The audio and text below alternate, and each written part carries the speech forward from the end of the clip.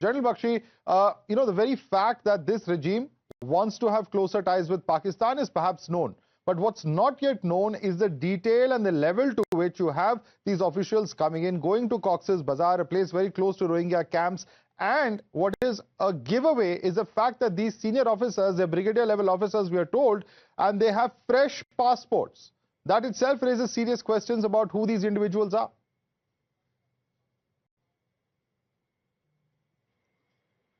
No, absolutely. You see, the fact is that what Pakistan is doing in Jammu and Kashmir is known to all. But let me tell you that in my assessment, it's not half as dangerous as now what Pakistan is trying to do in Bangladesh.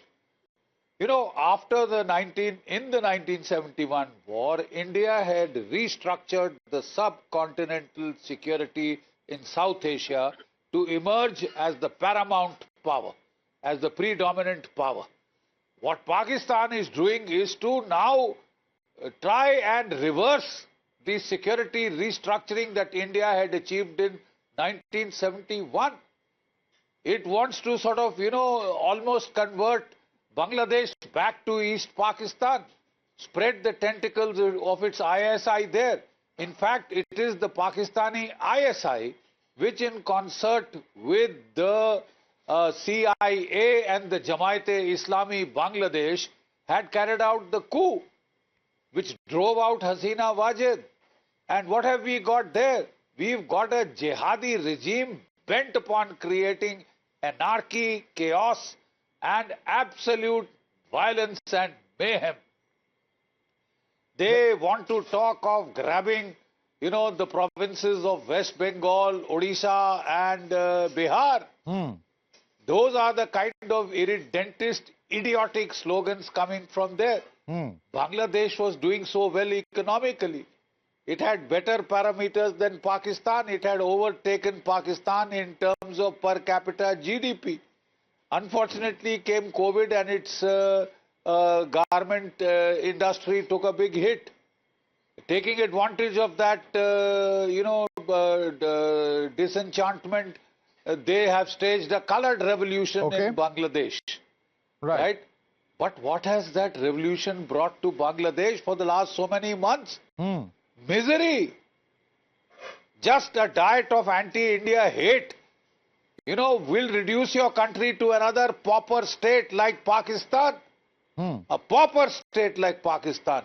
They can't get 2 square meals a day to their people. Absolutely. Let me bring in some more views on this. Borrowing from one country after another, Absolutely. I think those are very, very valid concerns. But Brahma Chelani, this by some accounts isn't the first such visit of army officials from Pakistan to Bangladesh. There have been previous visits as well that have been carried out. But when you combine that with a kind of rhetoric coming in from the political leadership about expansionism, about Northeast and, all sorts of such statements coming in, particularly when Mr. Yunus was in China, that becomes all the more an issue of concern for India.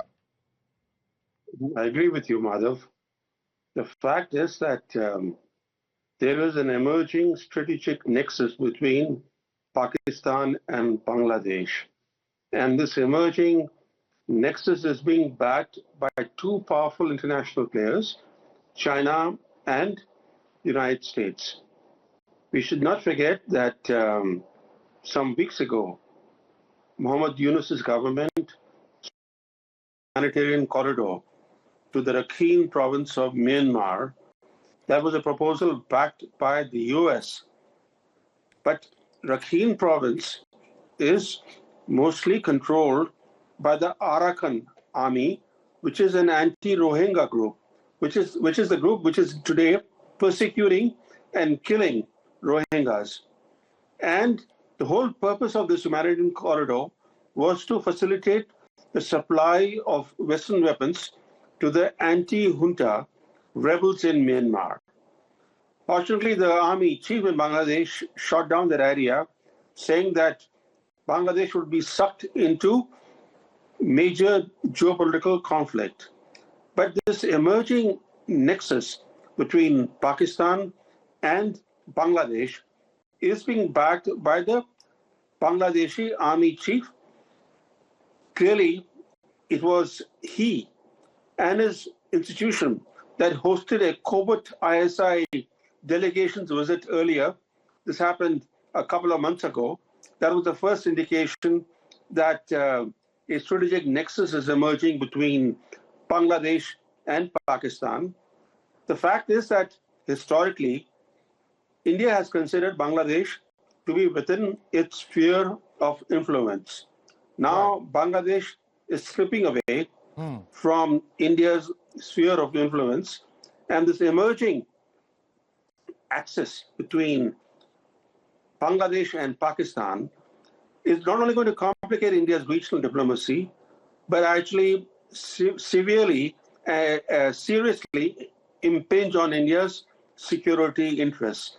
It's also interesting to note that the common factor that is helping Bangladesh and Pakistan come together is China.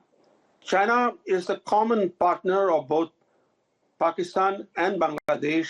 China has deep economic and military ties both with Pakistan and with Bangladesh. Absolutely. It is encouraging Dhaka and Islamabad / Rawalpindi to forge closer ties, because this will help to advance China's Silk Road maritime ambitions. China could coordinate its maritime plans with Pakistan's Gwadar port and with Bangladesh's Chittagong port. And then to make matters worse for India, this Islamist network coordination between the Islamists nurtured by the Pak army and the Islamists that have actually traditionally been nurtured by the Bangladesh army. So we should not forget that the Bangladesh army also has had close ties with Islamists. Absolutely. And it's not a coincidence. I don't think that's hidden at all, whether it's Pakistan or Bangladesh, the ties of those radical groups and the army there.